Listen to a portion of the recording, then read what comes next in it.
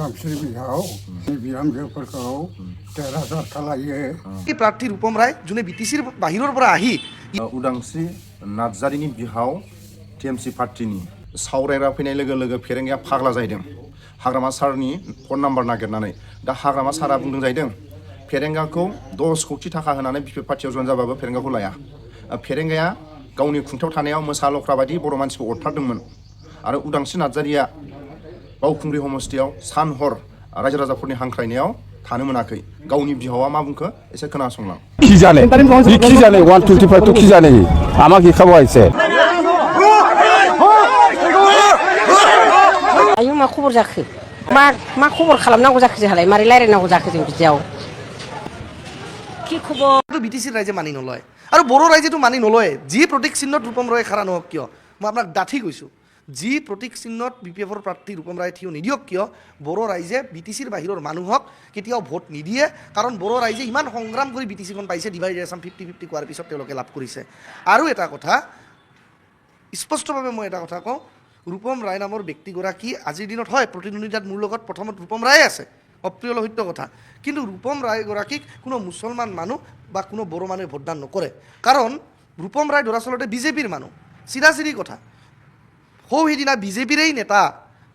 ৰাজীৱ ব্ৰহ্ম ডাঙৰীয়া বিজেপিৰে এজন জ্যেষ্ঠ নেতা ৰাজীৱ ব্ৰহ্ম বিটিসিৰ প্ৰাক্তন ইএম তেখেতে নিজে কৈছে যে ৰূপম ৰয় বিজেপিৰে নেতা আছিল সুইজারল্যান্ড মানে কি দাদা পরিবর্তন মানে কি দাদা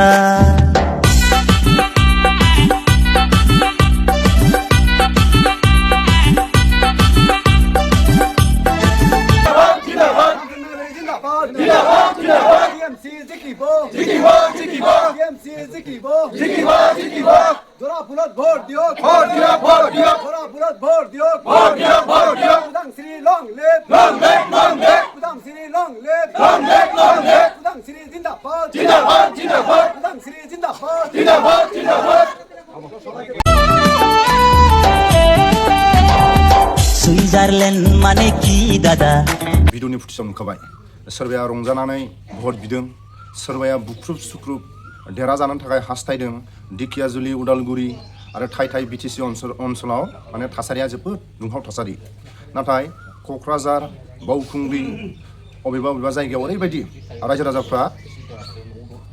मोनसे बाख्नायथाव हाबाफारि लादों बाख्नायथाव हाबाफारिया जाहैबाय आलासि बायदि केन्डिडेटफोरखौ बरायदों जायखिजाया पार्टिया थाङा मानो माने रायजोआ आलासि बायदि बरायदों साहा लोंहोदों गय जाहोदों रायजोनो अननानै मा होलाङो नाथाय रायजोफ्रा मोनसेल' डिसिसन लादों जायखिजाया पार्टिया फैया मानो रायजो राजाफ्रा वेलकाम नाथाय रायजोआ फसन बायदि जाय खामानि मावनो हागोन बेनोसो रायजो राजाफ्रा भटखौ थुगोन बेखौ रायजोफ्रा जोबोद क'क्राझार बावखुंग्रि बिटिसिनि थाइ जायगाफ्राव बेबायदि रायजोफ्रा हाबाफारि लादों नाथाय गावजों गाव बुख्रुबलायनानै आथिं आखाइ बायोबा इलेक्शन जोबनाय लोगो लोगो सोरबा केन्डिडेटखौ नों आंहा लोगो मोननाय नङा सोरहाबा आखाइ बायगोन सोरहाबा आथिं बायगोन लोगो मोननाय नङा बिनि थाखायनो बयबो माने गोजोनै भटखौ होनो थाखाय गावनि गोसो बायदि गाव जायखौ पसन्द जादों बेबायदि भटखौ होलायनो हानाय बायदि जाहाथे बयबो अबेबा दिखियाजुलि अबेबा उदालगुरि माने बर' ओनसोलनि थासारिया जोबोद बाख्नायथाव जानांगौ दा जों नुदों बर'जों बर'नो होसोलायनाय बुख्रुबलायनाय भिडिअनि फुटेजाव नुदों आरो लोगोसे बावखुंग्रि हमस्टियाव उदांस्रि नार्जारिखौ ओरैबायदि रायजो राजाफ्रा बांगाल होन गुबुन बावखुंग्रियाव थानाय रायजो राजाफ्रा सानावबो सानाव हरावबो हराव ओरैबायदि रायजोफ्रा माने लेंहरनानै जों एबार नोंनि साहसखौ नुनानै उदांस्रि नार्जारिखौ बे जराफुलनि सावगारियाव टिएमसि पार्टियाव जों भटखौ थुगोन होननानै ओरैबायदि हरनि 12टा 1टा 2टा माने फुंनिफ्राय हरसिम बेबायदि रायजो राजाफ्रा हांख्रायदों दा बावखुंग्रि हमस्टियाव उदांस्रि नार्जारिखौनो रायजो राजाफ्रा माने फसन जादों आरो लोगोसे उदांस्रि बिहावनि फंनैसो बुंनायखौ आङो खिथागोन आरो उदांस्रि बिहावा ओरैबायदि गावनि बिहामजोखौ देरहाजानो थाखाय रायजो राजाफोरखौ खावलायदों नाथाय खोमा खोनाया आरो जोबथारनायाव फंसे बाथ्राखौ खावलायो सावरायग्रा फैनाय लोगो लोगो फेरेंगाया फाग्ला जादों ओरैबायदि माने फन हरदों जाहैदों सावरायग्रानाव आंखौबो लांफामोन आंबो थांगौमोन दा ओरैबायदि माने हाग्रामा सारनि नाम्बारखौ फेरेंगाया नागिरदों जाहैदों दा हाग्रामाया मोनसेल' फिननाय होदों जाहैदों 1 कौटि 2 कौटि 10 कौटि थाखा होबाबो बिपिएफ पार्टियाव फेरेंगाखौ लाया जाहैदों आरो बिपिएफ पार्टिनि बिथांमोना फेरेंगाखौ मालाबाबो माने बिपिएफ पार्टियाव लाफाया जाहैदों माने जोंनि बर' हारिनि गेजेराव मानसिनि महर लाना फैयाखै फेरेंगाया ओरैबायदि माने मोसा लख्रा जेरै मोसा लख्राया मानसिखौ नुयोबा अरो थिग फेरेंगायाबो बेबायदि बर'फोरखौ अरथारदोंमोन गावनि खुंथायाव थानायाव होननानै माखासे गेदेमाफोरनि खुगानिफ्राय जों खोनानो मोन्दों माने जोंनि खोनानो मोननाय मथे ओरैबायदि फाग्ला जाबाय माने हाग्रामा सारनि नाम्बार नागिर फाग्ला जाहैदों दा फेरेंगाया दा भिडिअनि फुटेजखौ एसे नायलांबा स्पष्ट बुजिगोन भिडिअनि फुटेजाव खोनाखाबाय बावखुंग्रि समस्थिनि उदांस्रि नार्जारिनि बिहाव टिएमसि पार्टिनि दा खोमा मोजां खोनाया गावखौ आं बुंना दोनखादों माने नों बुं होननानै माने खोमा खोनाया माने दा गाव आं आन्दासै बुंसिगोन माने बुंदो आं उदांस्रि बिहाव रायजोफ्रा जाहाथे आंनि बिहामजोफोरखौ देरहासार खालायो रायजोफ्रा आरो बेनिफ्राय रायजोनि खामानि आंनि बिहामजोआ मावनांगौ देरहासार जानानै बिनि उनाव माबानो खुनुरखम रायजोखौ खुंनानै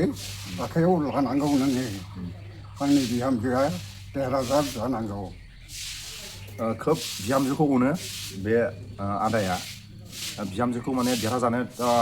हास्थायदों आरो बे बिहामजोनि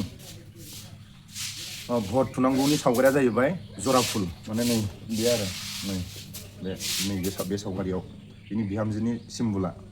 नै बे आरो बे भट थुनांगौ दा ना भटखौ थुनांगौ दा रायजोफ्रा माने खोमा खोनाया नालाय दा जोबोद बिहामजोनि बे टिएमसि पार्टियाव माने देरहासार जानांगौनि थाखाय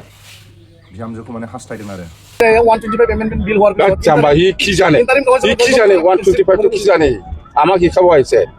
লিডার দেখা আছে 125 দাই জাম্বা ফিরেঙ্গা জাম্বা বুরবক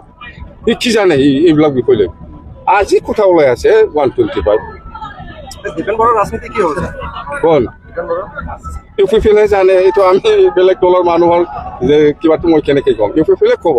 ডিফেন্স বৰৰ কি হ'ব কোনোবা পেৰেংগাৰ কি হ'ব কোনোবা প্ৰমোদ বৰৰ কি হ'ব এইবিলাক ইউপিপিএল লিডাৰসকলে ক'ব আমাৰ বিপিএফটো স্পষ্ট আমাৰ বিপিএফ বা বিজেপি বা এজিপি একেলগে লগ লাগে 15টা সিটত আমি কেণ্ডিডেট দিছোঁ বিটিচি অঞ্চলত 15টাও চেঞ্চুৰী মাৰিব 100%। ৰাজতো বেপাৰী এনজিঅ'ৰ কাম কৰা ক'ত পৰা পইচা ওলাই পেলাই খায় এই এনজিঅ' ৰাজু এনজিঅ'ৰ লিডাৰ হয় সি ৰাইজৰ লিডাৰ নহয় কোনে ৰাজু কি জানে এইটো এনজিঅ'ৰ লিডাৰ ইয়াকে কিয় ইউপিপিএলৰ চেক্ৰেটাৰী বনাইছে মই আচৰিত লাগিছে অন্ততে ৰাজু হ'ল এজন এনজিঅ'ৰ লিডাৰ হয় নেশ্যনেল এনজিঅ' ইয়াৰ দ্বাৰাতে ক'ত পৰা পইচা ওলাই খাইছে আপোনালোকে তাৰ এনজিঅ'ৰ কিবাটো গুগল মাৰক চব ওলাই যাব কংগ্ৰেছৰ অৱস্থা ভাল নহয় বিটিচিত কংগ্ৰেছে কেণ্ডিডেট দিবই নালাগে দৰকাৰ নাই আমাৰ লগত যুঁজ দিব পৰা ইউপিপিএল হ'লে হয় ইউপিপিএলো আজিৰ দিনত নাই অৰ্থাৎ আমাৰ এনডিএ কেণ্ডিডেট 15টা সমষ্টিত কোনো দল আমাৰ লগত কণ্টেষ্ট কৰিব পৰা কেণ্ডিডেট আজিলৈকে মই দেখিব পোৱা নাই বা নাই মইতো 100টো হ'ব লাগে 100 তলত আহিব নালাগে এনডিএ হিচাপে টোটেল 100টো আহিব লাগে ইয়াৰ তলত আহিব নালাগে বিপিএফ এজিপি আৰু বিজেপি একেলগে লগ লাগি আমি ইয়াতে চেৰপাংগুৰিত আমাৰ বিজয় উৎসৱ বুলি ক'লে বেয়া নহয় ক'ব পাৰোঁ আমি যিহেতু আমি চবেই জানো এই সমষ্টিত বিপিএফ দলৰ প্ৰাৰ্থী ৰবিৰাম নাৰ্জাৰী ডাঙৰীয়াৰ লগত কণ্টেষ্ট কৰিব পৰা কোনো দল নাই বা কোনো কেণ্ডিডেট নাই আমি উইনাৰ ইয়াত উইনাৰ হ'ল এইটোতো ইহঁতৰ নিয়ম আমি অপেনলি কৈছোঁ ইউপিপিএল দলৰ নেতা কৰ্মীসকলক আমি কৈছোঁ আমি গম পাই আপোনালোকে কি ভিতৰত কাম কৰিব বিচাৰিছে আমি গম পাই লিক হয়তো কথাবিলাক আমি জানো ইহঁতে যেনে তেনে গণ্ডগোল কৰাৰ ষড়যন্ত্ৰ কৰি আছে আমি জানো বিপিএফ দলৰ পৰা কিমানজন মন্ত্ৰী পায় নাপায় এই ৰিজাল্টটো আউট হওক ইয়াৰ পিছত আমি খুজিম 10টাটো ক'ত আমাৰ বিটিচিত 15টা আছে কি 10টা 12টা ক'লে চব কোনা 15টাই জিকিব বুলি ইউপিপিএলে ক'লে কি হয় ক'ব পাৰে চবে ক'ব পাৰে আমি জিকিম কিন্তু ৰিজাল্টতহে দেখিব ইউপিপিএল কি 10 12টা 15টাও জিকিব বুলি কৈ লওঁ কৈ লোৱাত কি আপত্তি আছে কিন্তু প্ৰেক্টিকেলি স্পষ্ট কথা ইউ পিপল এটাও নিজিকে প্ৰাক্তন নিয়ম